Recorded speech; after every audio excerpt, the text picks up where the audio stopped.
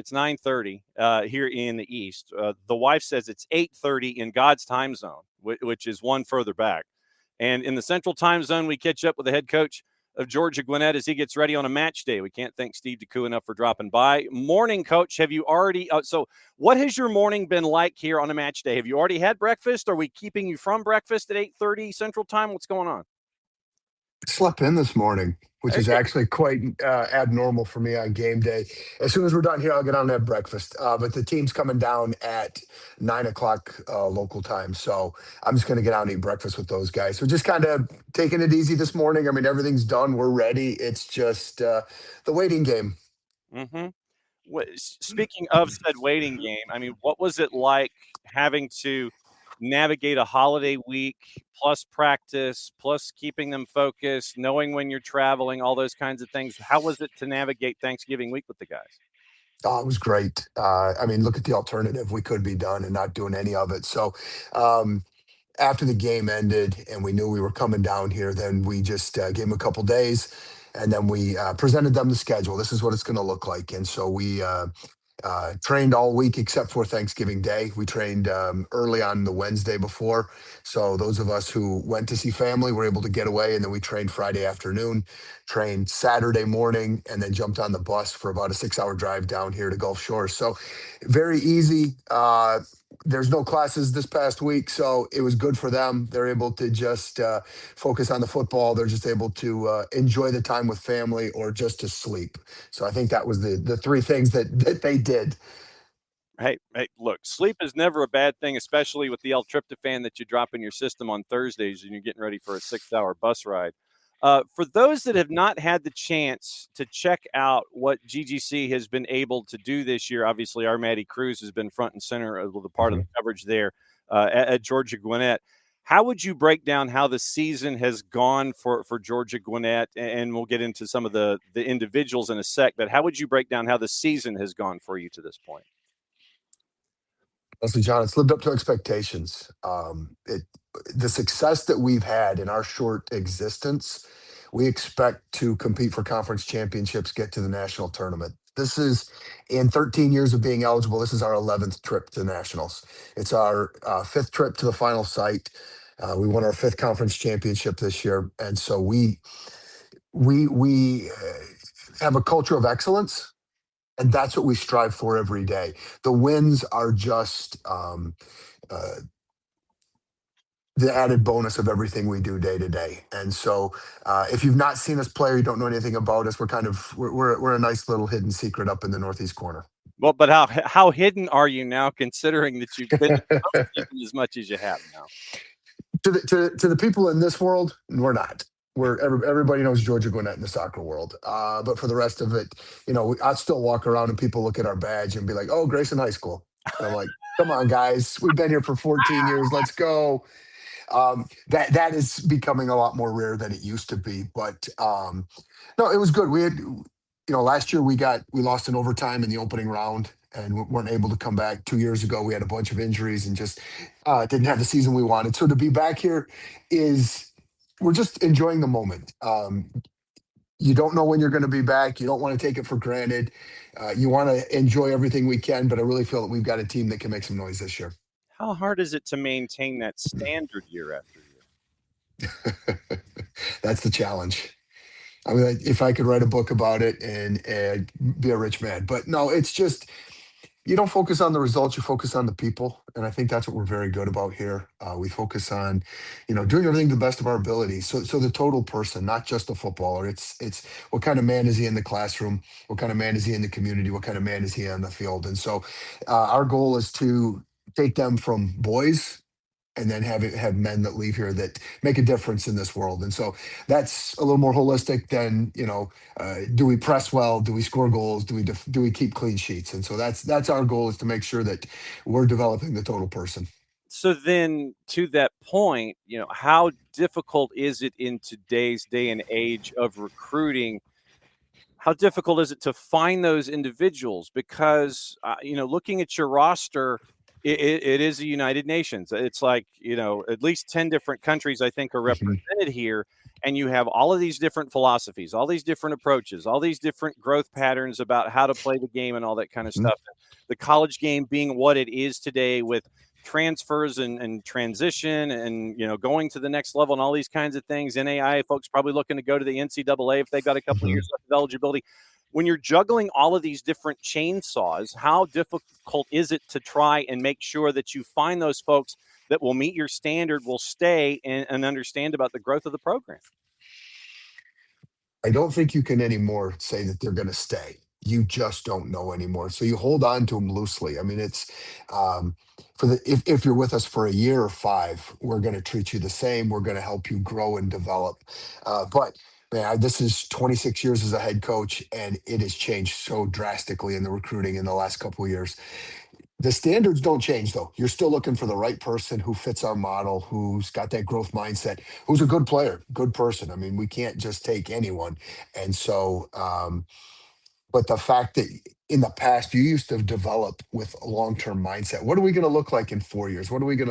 What's this group? How are they going to grow and develop?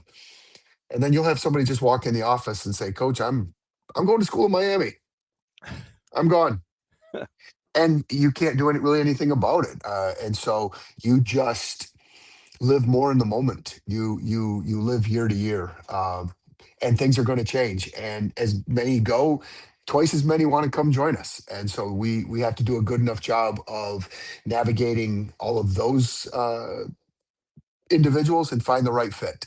And so, we're hitting on pretty good numbers on what we bring in, good kids who want to stay. And when you've got a program like we do in a location we do with facilities, it's an easy sell.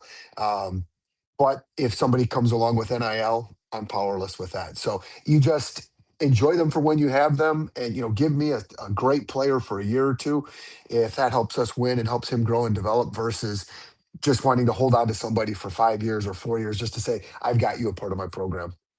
How difficult an adjustment has it been for you? Because you mentioned all of the years that you've been coaching, and obviously I'm guessing you're used to a certain pathway of, okay, this, then this, then this, then this. How difficult has it been the last, say, 5 years? And I know that's probably a longer example, but how Mhm. difficult is it to change and understand, to continue the 38 special analogy this morning, that if you cling too tightly, you can lose control, since you mentioned hold on loosely earlier.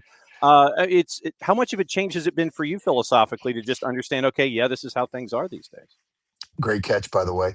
Um, it's been hard. I mean, you can't be the stubborn old coach. You have to be flexible and be able to change with the times. It's get good young assistants in who understand it, who can bring some of that energy and can help me relate better to those guys. It's just you can't be stubborn. I mean, if I'm stubborn and inflexible, we will rot on the vine and not be good. And Mhm. so what we've done is just change. Go with as kids want to change, we've got to be just as flexible and try to stay out ahead of the curve with things. And so we're not perfect. We're trying our best, but I think we're doing okay. Steve DeCou, head coach of the men's side for Georgia Gwinnett. We'll get into the matchup eventually. I'm like, I have all these questions. Yeah, we'll talk about match day here in a bit, 2 o'clock Eastern, Yeah. for your matchup in the 8-9. With the international component in the NAIA, and a lot of different sports, in my time in covering the NAIA, the international component has been huge. Mhm. How difficult is that part of this? And I imagine the world being a little smaller today than it was maybe 5, 10 years ago, it might be a little easier. But how difficult is it to navigate internationally, find those individuals that you want, bring them in, have them understand where Lawrenceville, Georgia is, what Georgia Gwinnett College has done? What's that like these days when it comes to recruiting internationally? Oh, it's easy. Um, if you look at the university's webpage, if you look at our social media platform, if you look what Maddie was able to do, coming out and broadcasting our games, Yeah. um, very easy. Now, it's also easy that you say, hey, if you're coming from London, Paris, Buenos Aires, it's a direct flight straight to Atlanta. Mhm. And then we're up in the Northeast suburbs. Then we show people our facilities, and our facilities rival. I tell people I've got the best non-power five job in the country when it comes to facilities, location. Um, it's an easy sell. And so now with you know uh, the capabilities online. We can have conversations with with players multiple times, with families. Um, we do travel a bit. So I do have contacts all over, and so they know who we are, what we're about. They know our style of play, our level, and so they'll push kids that direction to us. And so um, it's all about relationships. I mean, I talked about it earlier with the players. It's the same thing with these recruiting agencies. We stay in touch. I mean, I've already been, reading through emails and looking at videos about guys for next year in certain positions we're targeting. And so um, it's, as a good coach, you got good relationships with your administration, with your team, and then with the recruiting agencies, the recruiting piece. And so we honestly though, I'd like to be. I wish we were a little more domestic, but it's just not the way it is. And you've seen it at the NAIA level. You have to be this way in order to be successful.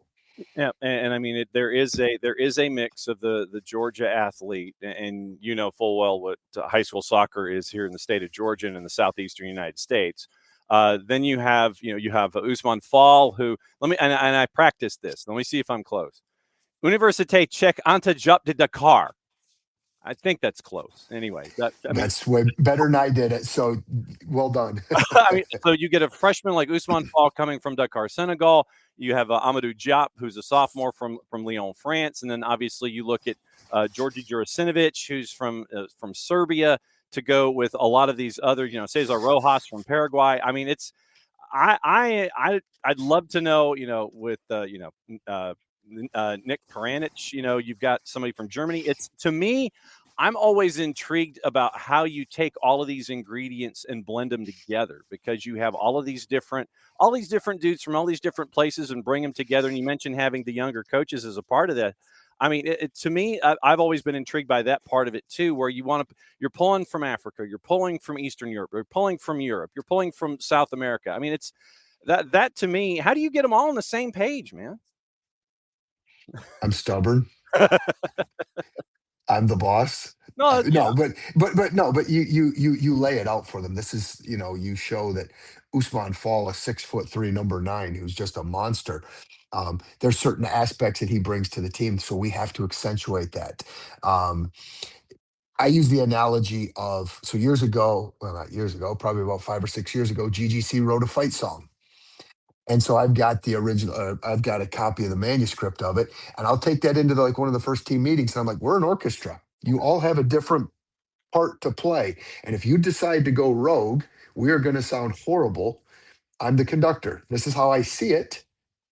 My way is not the only way. And if we want to talk, and guys will come in and talk about how they feel they fit or style or things like that, but we can't have, like you said, the front line wanting to play one way, the midfield one way, and the back line doing their own thing. This is our style, this is who we are. And so that's why we spend probably about 75% of our time just working on the game plan and tactics, so everybody knows what's expected of them. And basically it's run, defend well, you get in the final third, show your class, be able to play there. And so everybody has to understand your role and responsibility. And if you don't buy into that and don't do your job, you're not going to be successful here. So that's kind of, it's love. I mean, you got to love, tough love. If you don't do your job, you're not going to play. If you do what we want and you excel, man, you're never going to come off the field. So it has its moments. There, you'll see sometimes guys get, in their feelings. Guys don't like the way we're doing it because that's not how I grew up playing it, or that's not how I think the game should be played. So um, it's not always rosy. It's not always perfect, but the success we've had, they understand. The old guy might know what he's talking about, or at least he's got guys who do. And so let's just listen and follow along. And then as we have success, it continues to breed success. They start to do what we want. And they're the ones that drive the ship.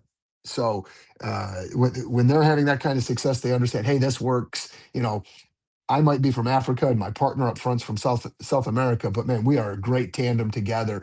And so they just feed off each other. And so honestly, that's the probably one of the most enjoyable parts about the coaching, is that when you see 10 to 15 different cultures, because even when you look at our domestic kids, hmm they're not normal. They're all, children of immigrants or immigrants themselves. And so we've got an unbelievable diversity, and that's our strength.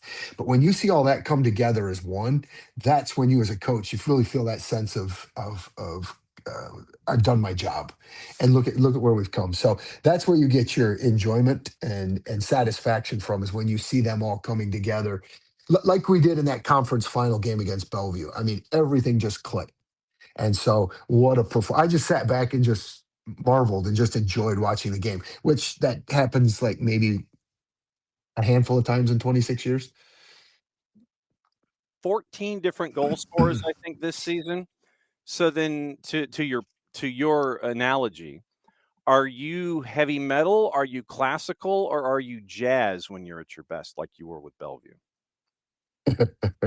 Jurgen Klopp, heavy metal, baby. Let's go. Okay. We're gonna get in your face. We are gonna keep coming.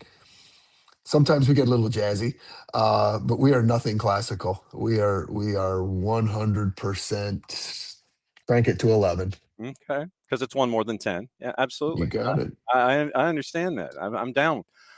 You're in the 8-9 in the upper left as everybody fills out their brackets in pen. Uh, Exactly.